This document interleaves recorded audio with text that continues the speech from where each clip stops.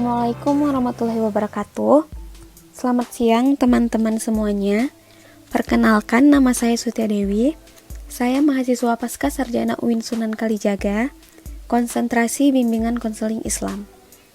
Di sini saya akan mempresentasikan hasil tugas saya dari mata kuliah bimbingan konseling pribadi sosial dengan judul Pengembangan self-efikasi mahasiswa melalui layanan bimbingan dan konseling pada masa pandemi COVID-19. Baik, di sini saya akan menjelaskan latar belakang saya. COVID-19 adalah virus jenis baru yang ditemukan pada tahun 2019 dan belum pernah teridentifikasi menyerang manusia sebelumnya. Penularan virus ini sangat cepat, oleh karenanya Organisasi Kesehatan Dunia atau WHO menetapkan virus corona sebagai pandemi pada 11 Maret 2020. Dampak yang ditimbulkan oleh pandemi COVID-19 di dunia pendidikan dirasakan hampir pada seluruh wilayah provinsi yang ada di Indonesia.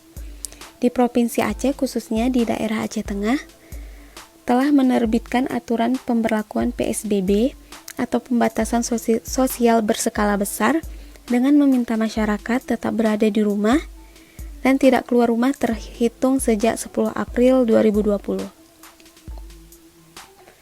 Salah satu poin yang ada di dalam peraturan tersebut adalah meliburkan aktivitas perkantoran atau dunia usaha, juga pembelajaran di intuisi pendidikan, dengan demikian akan mengurangi tersebarnya paparan COVID-19. Intuisi pendidikan yang dimaksud dalam peraturan tersebut tidak hanya sekolah dasar hingga sekolah menengah, tetapi juga termasuk perguruan tinggi. Aturan itu pun diikuti secara serentak di wilayah Aceh Tengah, salah satunya IAIN Takengon. Pemerintah kemudian melakukan tindakan tegas dan membatasi ruang gerak masyarakat khususnya di lingkungan pendidikan. Penutupan semua instansi pendidikan membuat semua kegiatan pembelajaran yang semula dilakukan secara bertatap muka diganti dengan pembelajaran daring atau online. Kebijakan pemerintah dalam menginstruksi perkuliahan secara daring dan kebijakan lockdown yang diterapkan pemerintah membuat sebagian mahasiswa merasa resah dan cemas dikarenakan mahasiswa diminta untuk tetap melaksanakan perkuliahan dengan menggunakan berbagai aplikasi yang mendukung proses perkuliahan secara daring. Adapun masalah-masalah yang timbul sepanjang perkuliahan daring pada mahasiswa KPI angkatan 2019 IAIN Takengon dapat dilihat melalui respon fisik dan psikis. Akibatnya mahasiswa tidak dapat mengatur waktu dengan baik, kurang mampu memahami materi perkuliahan yang diberikan, kurang mampu menyelesaikan tekanan atas tugas yang dianggap sulit, serta membuat mahasiswa beranggapan bahwa ia tidak mampu menyelesaikan persoalan tersebut. Sehingga akan muncul keyakinan pada dirinya bahwa kemampuan yang ia miliki untuk mencapai hasil yang diinginkan tidak tercapai dan menurunkan self-efikasi dalam perkuliahan.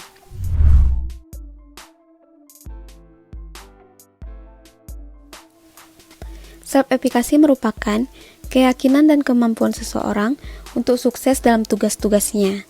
Menurut Badura, self-efikasi merupakan suatu tindakan manusia atau human agency, yaitu apa yang orang pikirkan, percaya, dan rasakan dipengaruhi oleh mereka bertindak. Badura juga menggambarkan self-efikasi sebagai penentu, yaitu human agency, yang mempunyai makna bahwa manusia mempunyai kapasitas untuk mengarahkan diri sendiri melalui kontrol terhadap proses berpikir, motivasi, dan tindakan diri sendiri. Berdasarkan observasi awal pada mahasiswa KPI angkatan 2019 di IAIN Takengon pada tanggal 13 Oktober 2020, hasil wawancara bersama beberapa mahasiswa bahwa mereka memiliki masalah dengan efikasi dirinya, yaitu menimbulkan berbagai masalah seperti ia ragu atas kemampuannya dalam menyelesaikan tugas, murung ketika ada tugas, mudah stres saat mendapatkan tugas yang menurutnya sulit, dan tidak termotivasi untuk bisa menyelesaikan kuliahnya. Masalah ini juga diberitahu oleh dosen yang mengajar di sana. Ia mengatakan bahwa ada beberapa mahasiswa yang efikasi dirinya rendah.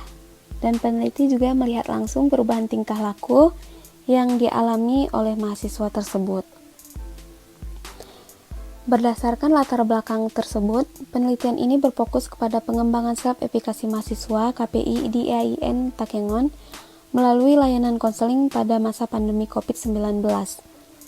Adapun rumusan masalah dalam penelitian ini adalah bagaimana kondisi self-efikasi yang dialami oleh mahasiswa pada masa pandemi COVID-19, bagaimana proses layanan konseling yang dilakukan dalam pengembangan self-efikasi mahasiswa selama COVID-19, bagaimana hasil dari layanan konseling dalam pengembangan self-efikasi mahasiswa yang diberikan selama COVID-19. Metode penelitian. Penelitian ini merupakan penelitian lapangan di IAIN Takengon dengan menggunakan pendekatan kualitatif. Metode penelitian menggunakan metode deskriptif analisis, yaitu dengan memaparkan suatu keadaan yang sebenarnya yang meliputi suatu objek, fenomena, atau setting sosial.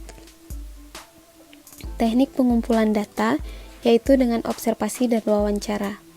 Adapun informan dalam penelitian ini didasarkan pada beberapa kriteria yang telah ditentukan peneliti, seperti 1. Sering merasa cemas ketika mendapat tugas, 2. Tidak percaya diri, 3. Kurang aktif dalam mengikuti kegiatan belajar. Jumlah keseluruhan mahasiswa KPI Angkatan 2019 berjumlah 18 orang. Dari jumlah tersebut ada 5 mahasiswa KPI yang memenuhi kriteria di atas. Kondisi self-efikasi mahasiswa pada masa pandemi.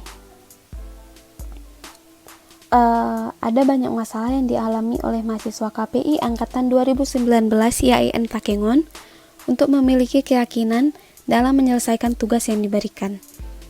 Yang pertama, kurangnya motivasi belajar. Berdasarkan hasil wawancara, diketahui mereka merasa kaget dengan proses belajar dan tugas yang diberikan oleh dosen. Hal ini dikarenakan menurut mereka, proses belajar di perkuliahan dan tugas yang diberikan oleh dosen memiliki tingkat kesulitan yang berbeda jika dibandingkan pada saat belajar di SMA. Mereka merasa lelah dan tugas yang diberikan dosen akhirnya tidak bisa diselesaikan dengan baik. Ketika berada di masa sulit tersebut, motivasi belajar yang sebelumnya tinggi ketika perkuliahan belum dimulai berubah menjadi rendah. Mereka merasakan kehilangan semangat yang sebelumnya ada karena tugas yang diberikan menurutnya sangat sulit. Hal itu berdampak pula pada keyakinan mereka untuk dapat menyelesaikan masa studi menjadi lebih lama daripada yang seharusnya. Kemudian, kecemasan yang berlebihan. Berdasarkan hasil wawancara, diketahui bahwa ketika mendapat tugas yang diberikan oleh dosen, tanggapan dari responden pun cenderung kepada hal-hal yang kurang menyenangkan, seperti khawatir, keluar keringat dingin, bingung, dan lain sebagainya. Hal ini sebagai bentuk ekspresi ketidaksiapan mereka untuk menerima tugas yang diberikan. Hal yang terjadi berikutnya adalah mereka tidak memiliki kepercayaan diri untuk bisa menyelesaikan tugas yang diberikan. Kecemasan merupakan bentuk dari kekhawatiran dan ketakutan ketika merespons sesuatu yang kurang disukai. Kecemasan yang timbul dalam diri responden adalah ketidakmampuan dalam menyelesaikan tugas. Selain itu juga ada kecemasan ketika tugas yang dikerjakan tidak memenuhi harapan dari dosen. Kemudian, kurangnya kemampuan manajemen waktu. Dari hasil wawancara, diketahui mereka belum memiliki keterampilan dalam mengelola waktunya dengan baik. Waktu yang belum dapat digunakan secara efektif dan efisien, sehingga tugas yang diberikan dikerjakan dengan kurang maksimal atau bisa terbengkalai sama sekali. Umumnya, tugas yang diberikan memiliki jangka waktu yang berbeda dalam pengumpulannya. Akan tetapi, tidak tertutup kemungkinan 2 tugas atau lebih harus dikumpulkan secara bersamaan. Hal ini yang menjadi hambatan bagi responden untuk dapat menyelesaikan tugas yang diberikan. Proses layanan bimbingan dan konseling dalam pengembangan self-efikasi mahasiswa pada masa pandemi.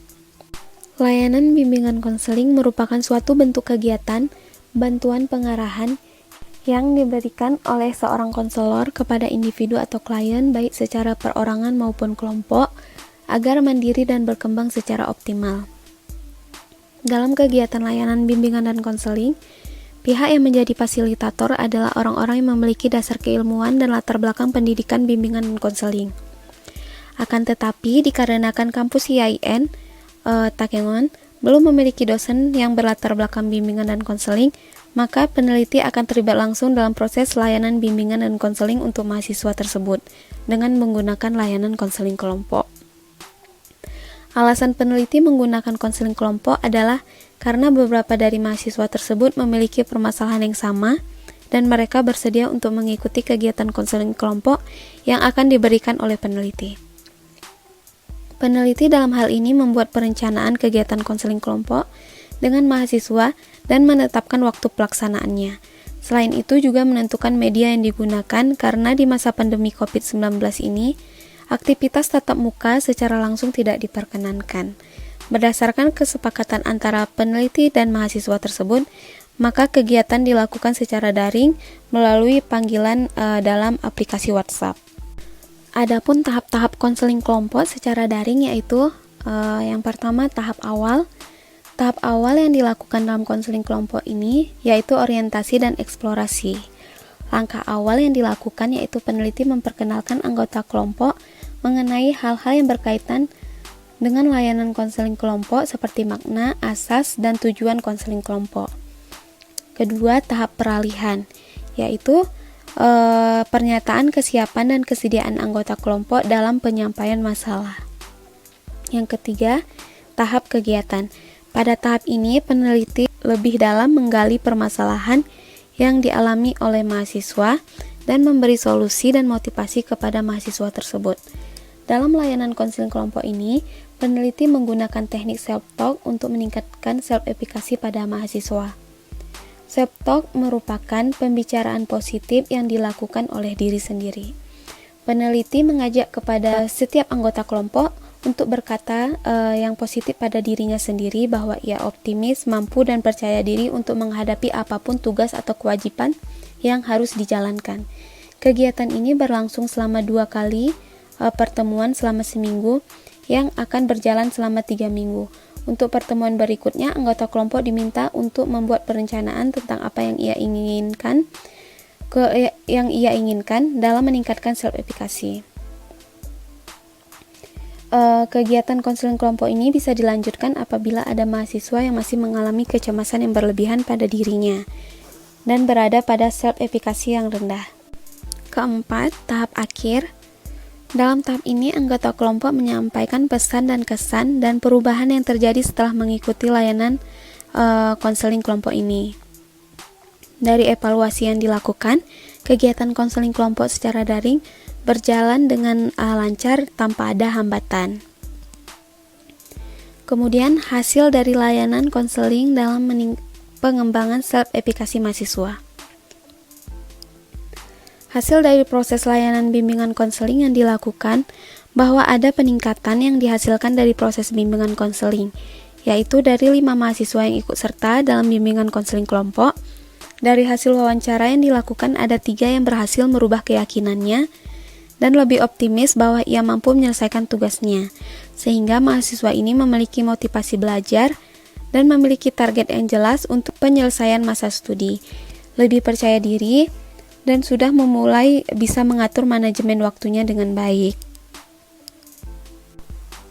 Kesimpulan, self-efikasi yang ada pada diri mahasiswa ditandai dengan kondisi-kondisi yang kurang ideal, seperti mahasiswa kurang memiliki motivasi belajar, kurang kepercayaan diri, cemas berlebihan, dan tidak dapat memanajemen waktu. Hal ini diakibatkan oleh perkuliahan daring selama pandemi COVID-19 yang terjadi, sehingga membuat self-efikasi mahasiswa menurun. Oleh karenanya, diperlukan langkah-langkah untuk mengembangkan self-efikasi pada mahasiswa tersebut, yaitu dengan layanan bimbingan dan konseling kelompok. Layanan konseling kelompok ini dilakukan dengan beberapa tahap seperti tahap awal, tahap peralihan, tahap kegiatan, dan tahap pengakhiran. Dengan layanan konseling itu, membantu mahasiswa untuk memecahkan masalah-masalah yang sedang dihadapi dalam membangun keyakinannya pada diri sendiri, sehingga mampu menghadapi tantangan maupun rintangan dalam proses perkuliahan daring. Sehingga pada individu yang sebelumnya memiliki self-efikasi yang rendah, dengan layanan bimbingan konseling, self-efikasi yang dimilikinya dapat meningkat. Demikian penyampaian artikel saya. Wabillahi taufiq wal hidayah. Wassalamualaikum warahmatullahi wabarakatuh.